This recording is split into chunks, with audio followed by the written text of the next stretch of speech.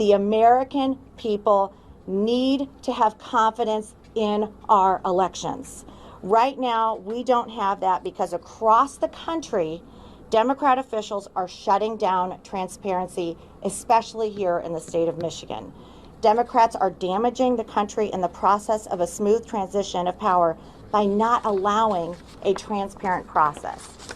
Right here in Michigan, just last night in Oakland County, we found 2,000 ballots that had been given to Democrats that were Republican ballots due to a clerical error, and this took place in Rochester Hills.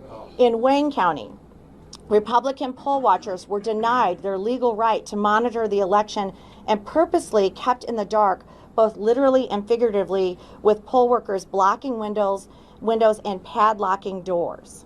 There are hundreds of reports of our poll watchers being intimidated and unable to do their job. There was a major software issue in Antrim County that we have concerns could have caused problems in other counties as well.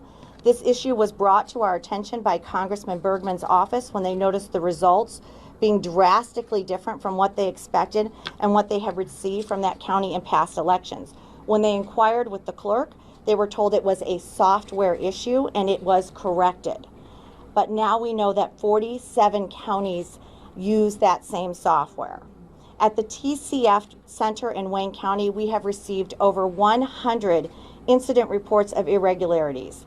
This is a massive mail ballot counting center, and we need time to go through these reports and investigate them.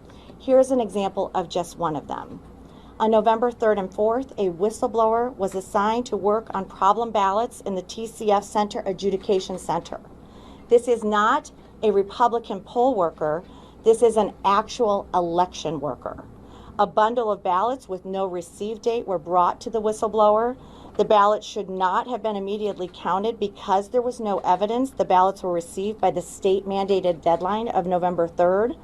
On the morning of November 4th, whistleblower was instructed by their supervisor to take the ballots with no dates, enter them into the electronic record, and place either November 2nd or November 3rd as the date received. This is illegal. This whistleblower was uncomfortable entering the dates on the ballots with no evidence. They were received on either of those dates. Election workers became angry at the whistleblower and blocked this individual from the process. According to the whistleblower, all election workers were given this same guidance. Reportedly, one of the individuals was a contractor, a city contractor, and former director of elections, Chris Thomas. These allegations have been referred to the U.S. Attorney's Office in the Eastern District of Michigan.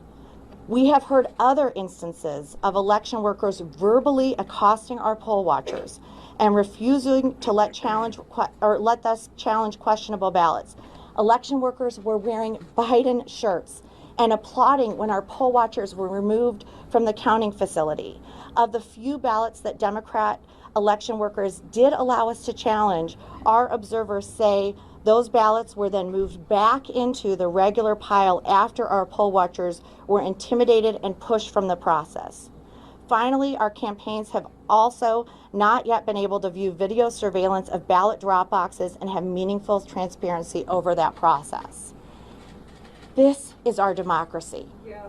To see people not be able to observe in Democrat-run cities across the nation is not okay. We need to pursue these irregularities, and we need people to be patient and give us the time to investigate. These are serious allegations of changing the date on ballots and refusing to let people observe in a meaningful way an election of this magnitude.